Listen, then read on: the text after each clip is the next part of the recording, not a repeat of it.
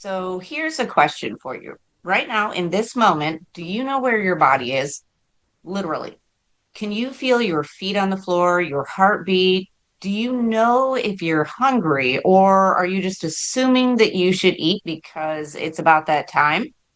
Do you know if you're tired, or are you running on a vague sense of something being off, but you're quietly ignoring that?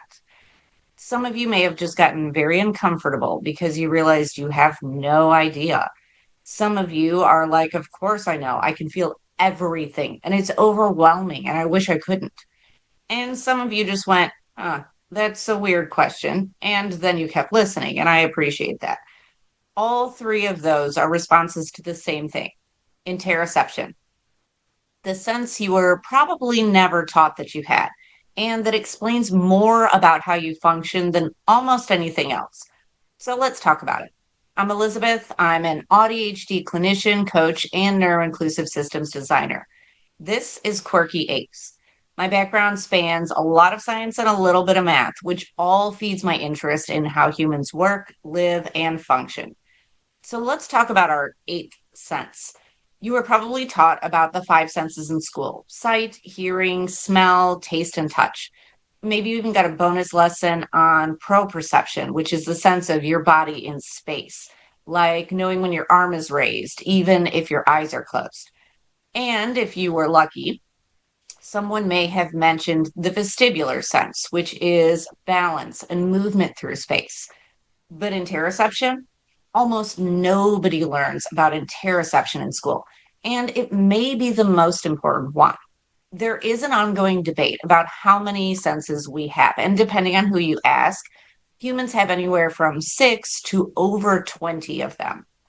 Interoception, it consistently makes the list of the ones researchers consider the most fundamental, but it never made it into the elementary school curriculums.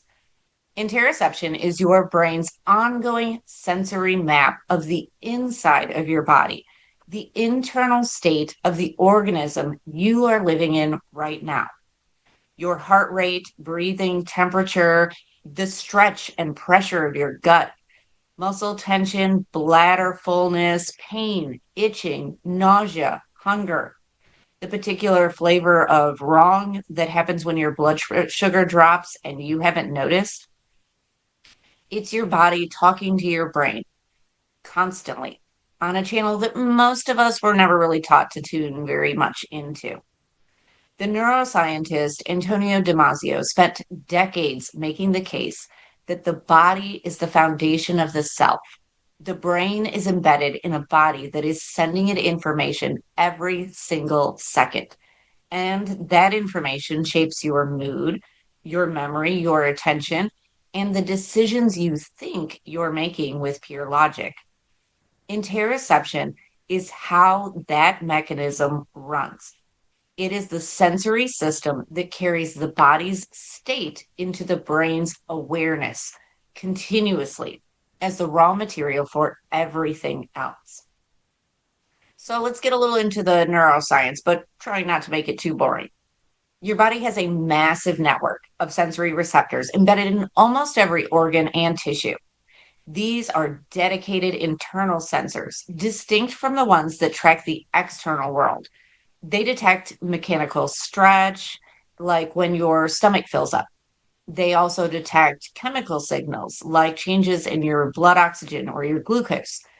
They detect temperature changes and inflammation. They also detect pain, and then they send that information up through a dedicated highway. That highway runs primarily through the vagus nerve, an extraordinary cranial nerve that wanders down from your brainstem through your neck into your chest and abdomen, carrying a two-way conversation between your brain and your body. About 80% of the fibers in the vagus nerve run upward from the body to the brain. Your brain is mostly listening. It receives far more than it sends. The body has much more influence over the brain than most people assume. And the brain's job is largely to make sense of what the body is already doing or experiencing. That information lands in the insular cortex or the insula. The insula is tucked inside of a fold in your brain and it integrates all of the incoming body signal and does a first pass at asking, what does this mean? It is where the raw physical sensations start becoming something we can be aware of.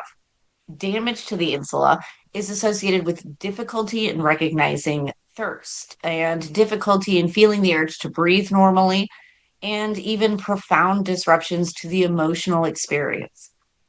The insula then connects your interior cingulate cortex, which handles your attention and emotional salience, and then onto your prefrontal cortex, which handles executive functioning and decision making, and deeper into the limbic structures involved in emotions and in memory.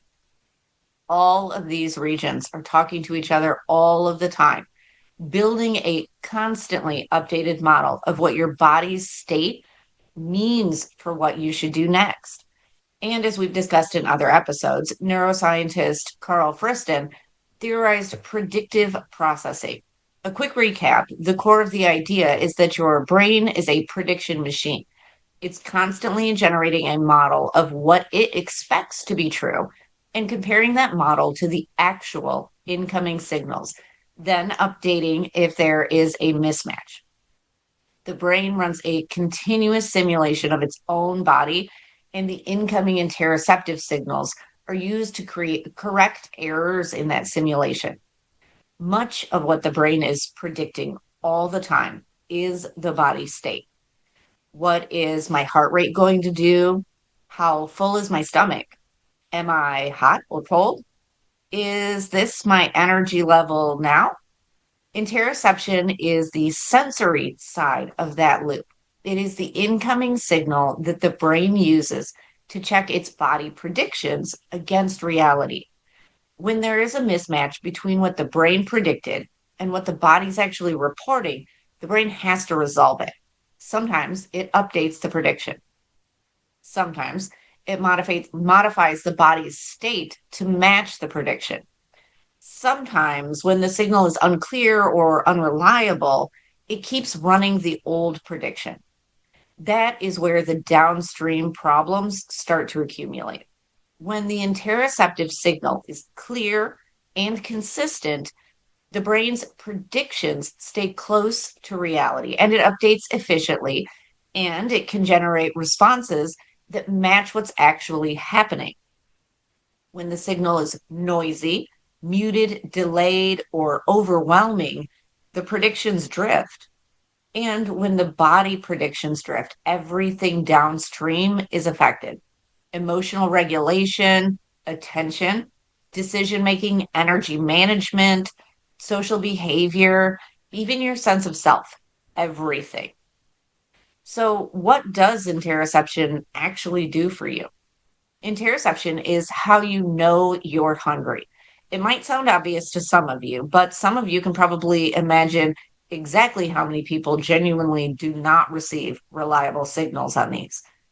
Many folks don't feel a clear, recognizable hunger signal until you've maybe gone so long without food that you're suddenly crashing or irritable or unable to focus and nauseated.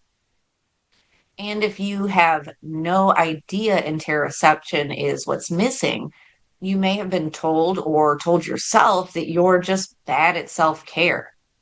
Interoception is also how you know you're tired.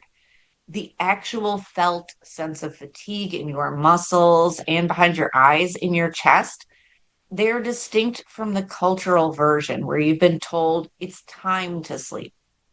A lot of people override this signal for so long and do so consistently, and then eventually they lose access to that signal.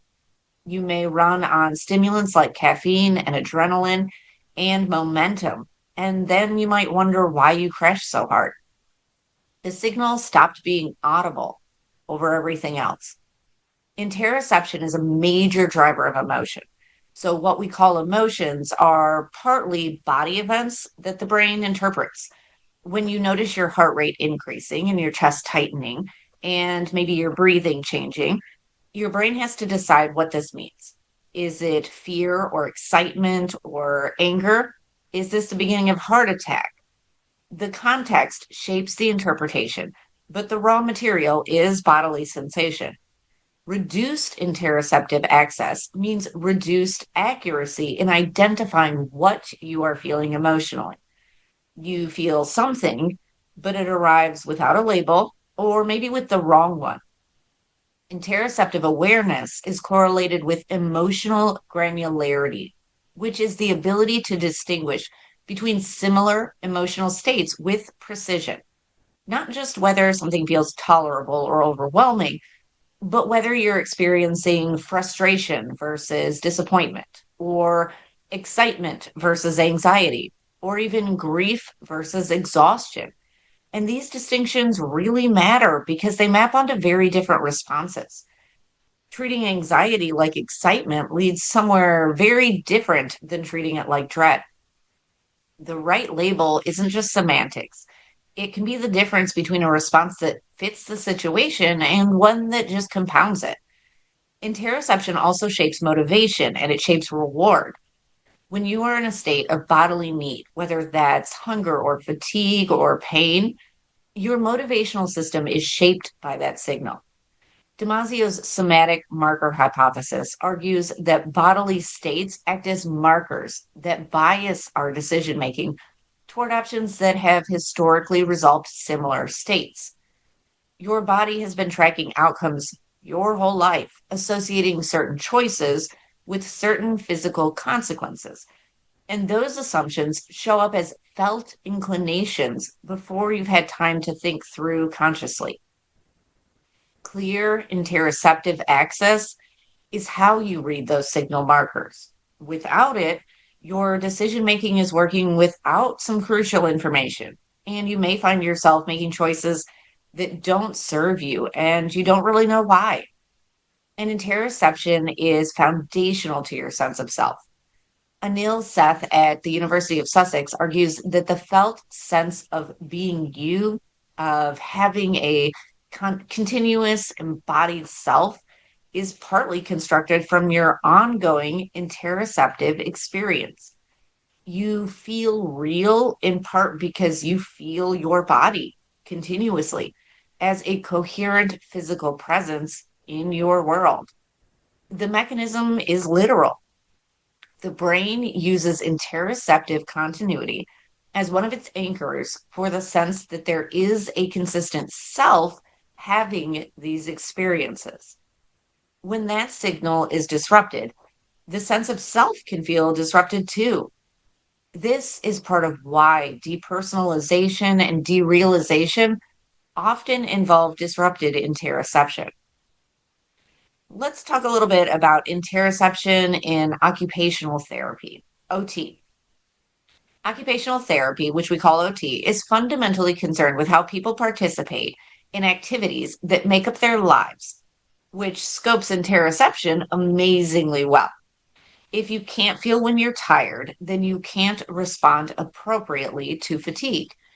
If you don't feel hunger, meal times become disconnected from your genuine need. And if you can't accurately read your levels of physical discomfort or arousal, then self care and daily functioning require workarounds you probably didn't even know you were doing. Kelly Mailer is an occupational therapist who developed an interoception curriculum specifically designed to help people build awareness of and relationships with their body's signals. Her work emerged from practice with autistic and other neurodivergent people, and it's been applied far more broadly because the need is far more broadly distributed than clinical literature has historically acknowledged. Her central idea is that interoception is a prerequisite for emotional regulation. Before you can begin to regulate an emotion, you have to be able to notice that you are having one. Before you can notice you're having an emotion, you have to be able to feel the bodily state that generates it. With poor interoceptive access, the first signal that you might get something is wrong may be behavioral. You've already exploded or shut down or fled before you had any real conscious awareness that you were even escalating. This is a sensory processing difference. And the intervention is to build sensory access that makes it possible to notice in the first place. You can't regulate what you can't feel. Mailer's curriculum works from the ground up.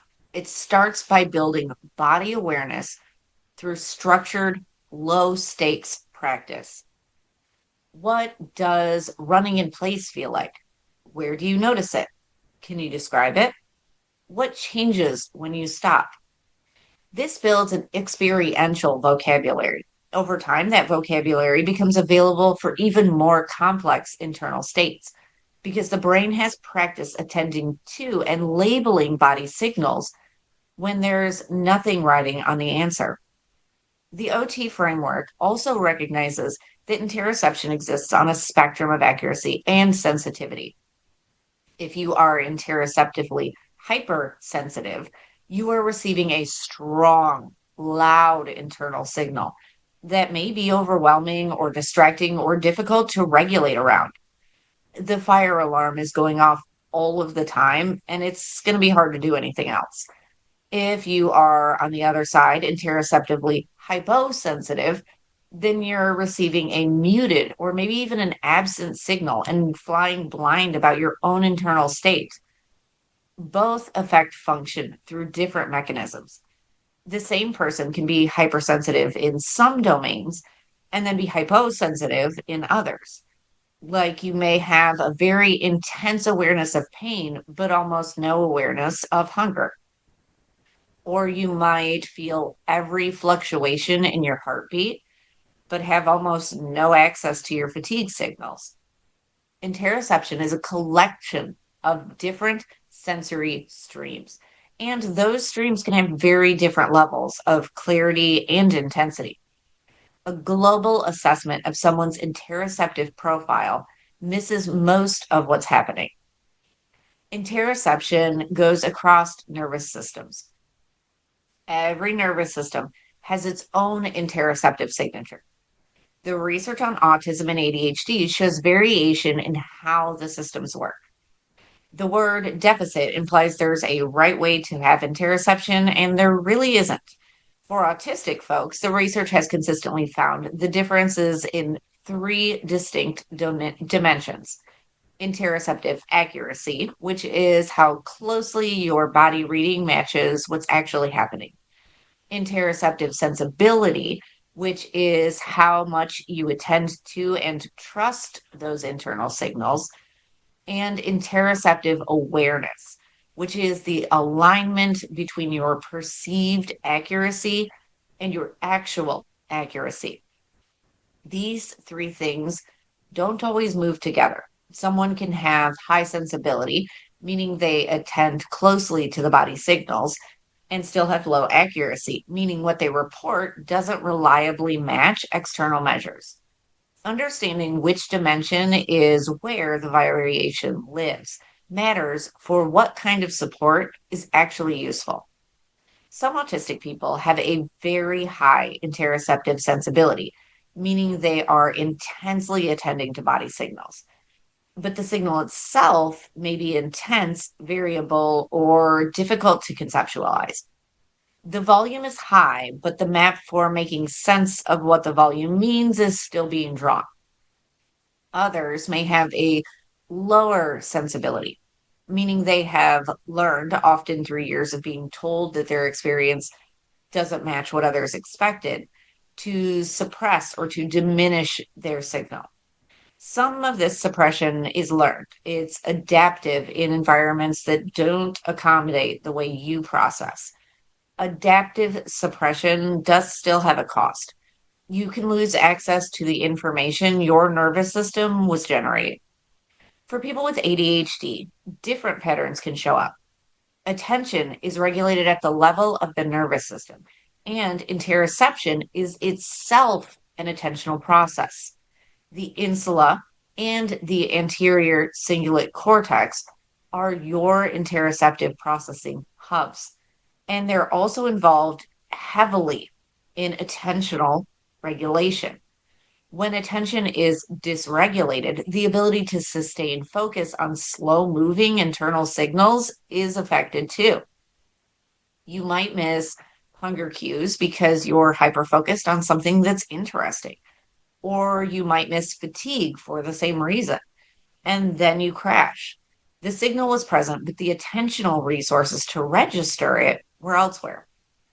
Then there's a phenomenon called interoceptive disconnection, and that can show up in trauma responses.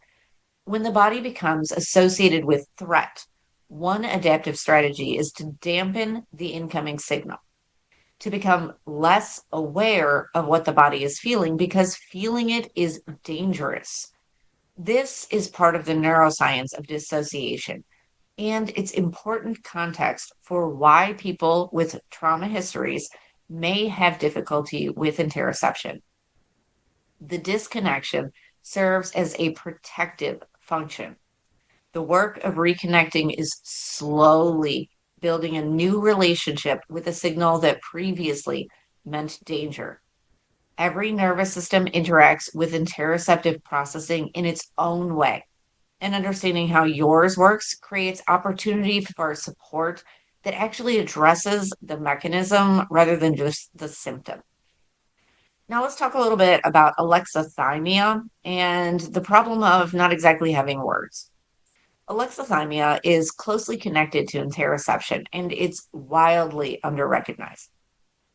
Alexithymia is a term that comes from the Greek, a meaning without, lexis meaning words, thymos meaning emotion. It describes a pattern in which people have difficulty identifying and describing their own emotional states. They have emotions, they just have limited access to those emotions as nameable and or describable things. And the research suggests that this already strongly correlates to interoception.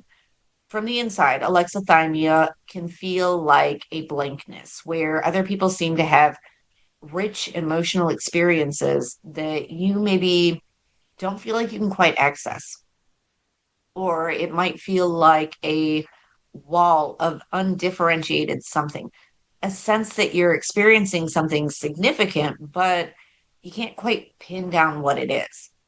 If you experience alexithymia, you might describe knowing intellectually that a situation should produce an emotional response while not being able to feel that response clearly. You may describe an emotional experience in physical terms instead, because the body signal may be available even when the emotional label isn't. The model that most researchers now work with is that emotion identification depends on reading body states. When the interoceptive signal is unclear or muted or difficult to interpret, the downstream process of naming and understanding your emotional state is also impaired. You feel something is wrong, but you can't quite say what it is. You know you're not fine, but you can't really locate why. You get asked how you feel, and you genuinely don't know because you don't have access to that information. Alexithymia is present in a significant portion of autistic people, and it is increasingly recognized as relevant in ADHD, trauma, and many other contexts. Research by Damian Milton, Rebecca Brewer, and others pulled apart which aspects of autistic experience are attributable to autism itself and which might be attributable to co occurring alexithymia. Some things historically attributed to autism, like reduced emotional response or seeming emotionally flat, may be more specifically related to alexithymia. And that distinction matters clinically and personally because that support that helps with alexithymia may be different from the support designed around other aspects of the autistic experience. Alexithymia is often trainable. When people develop better interoceptive awareness, their emotional identification often improves. The words become more available because the underlying signal becomes clearer. The interoceptive signal and the language system to build new connections, and that takes repeated practice in contexts where stakes are low enough to pay attention. People who've spent decades without reliable emotional vocabulary really can to start to develop it. Now let's talk about predictive interoception and the body budget. Friston's predictive processing framework and Lisa Fieldman's Barrett's body budget concept come from different directions, but they land in the same place, which is a good reason to look a little further.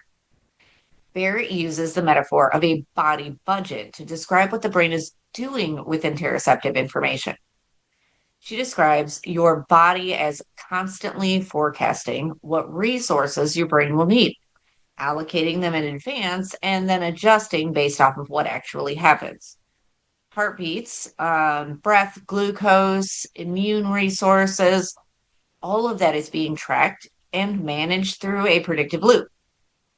The brain is running the books. And like any budget, it can run a surplus or it can run a deficit. When the body budget is well managed and the predictions are all accurate, you feel reasonably well. When the predictions are systematically off, when the brain is consistently over or underestimating what it needs, you can feel off in ways that are hard to localize. You're not sick exactly. You're not in pain exactly, but something feels wrong. You're tired, but you can't sleep. Maybe you're flat or you're dysregulated and you don't know why. That may be a budget deficit from the inside. Barrett argues that affect, the basic felt sense of valiance and arousal that underlies all more specific emotions, is partly a readout of the body budget. Are things roughly balanced? Are you running a deficit? Is your brain predicting an incoming demand that it doesn't have all the resources for? All of that can shape a felt sense that colors everything about your experience. When the budget is stressed, threat feels more likely, effort feels more costly, and the world narrows. When the budget is solvent, the same situations can read very differently. This is why sleep, food, movement, and social connection have such measurable effects on mental health. They are primary inputs that keep the body budget solvent.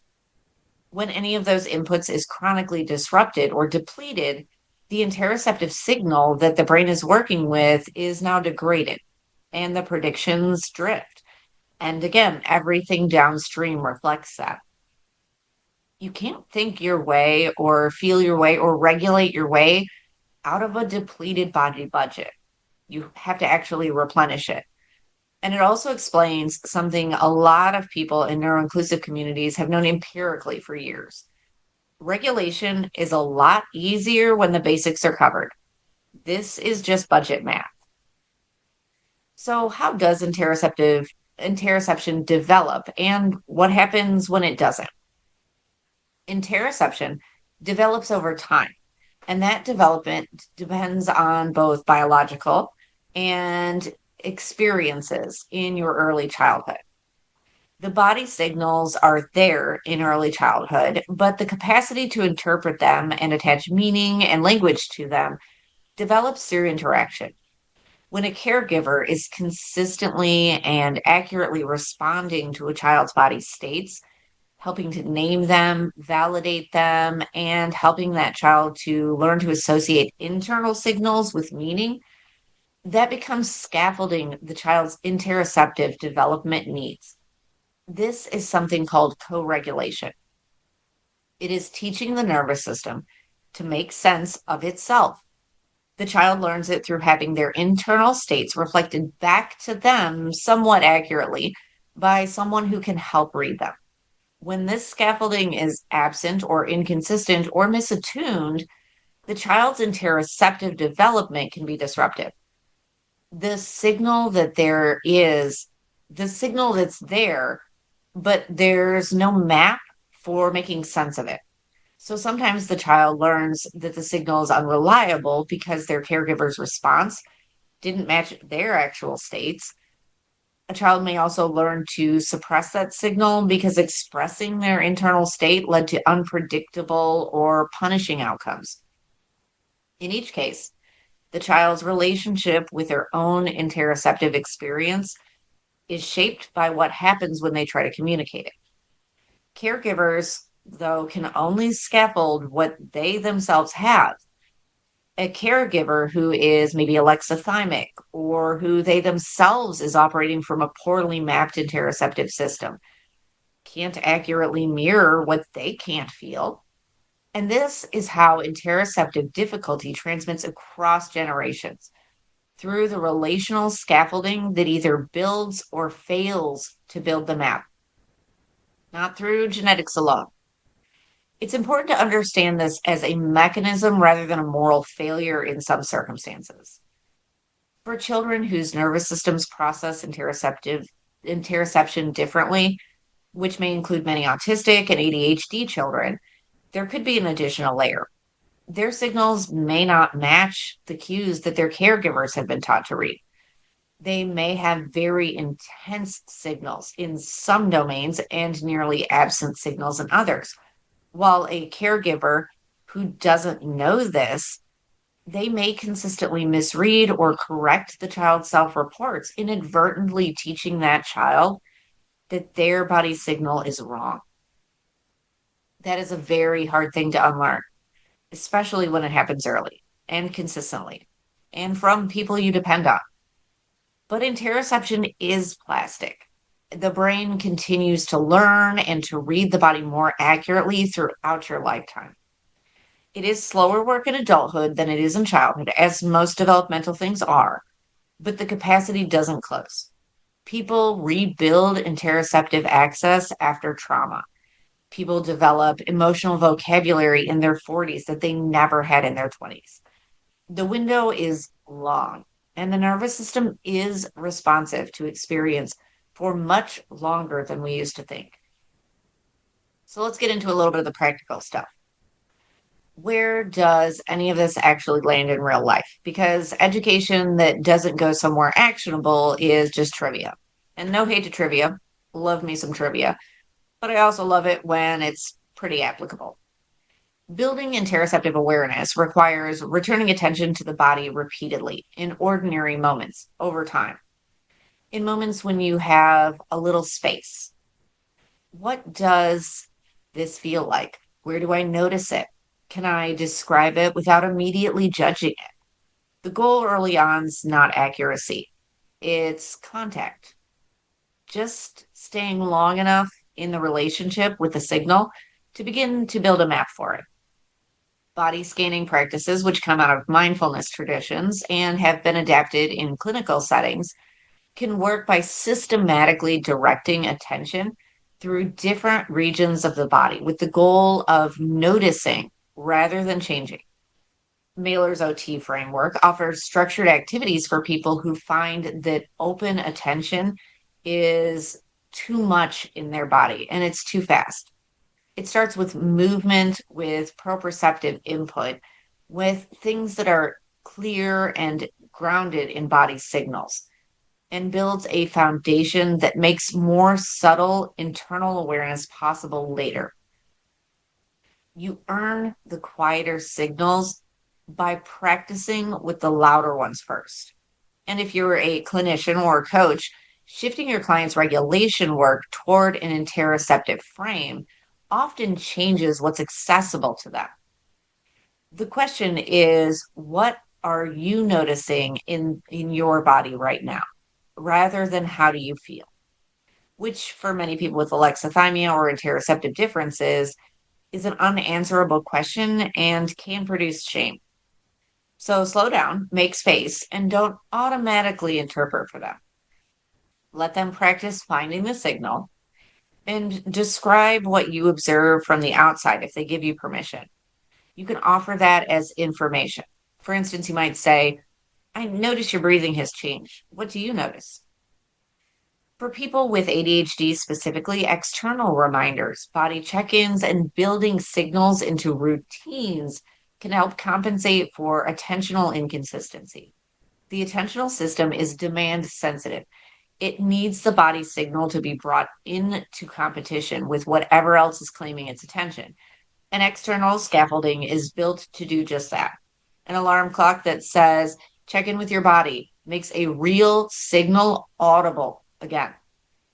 And for anyone that finds the body feels like a foreign country to you, maybe who feels more comfortable in their head than their skin, or who's spent years of effortful performance of being fine while internally the signal was chaos or silence, you developed adaptations that made a sense given to your nervous system of what it was working with. Adaptation is protective and it has a cost. Those adaptations were built for one environment and they tend to need recalibration when the environment changes. And sometimes the most useful thing you can do is to go back and build the foundation you didn't get to build at the time. You now have more resources. You can do more with the context and you know more about your nervous system. It's not starting over, it's picking up a thread that was always yours. Thanks for joining me on this episode. If you or your organization could use an LPC coach or consultant, or you need some training from someone who thinks like this, I am available. And if you want some free resources or to learn more about neurocontextual systems design or therapy, visit creativesolutionscoaching.com or find me on the socials.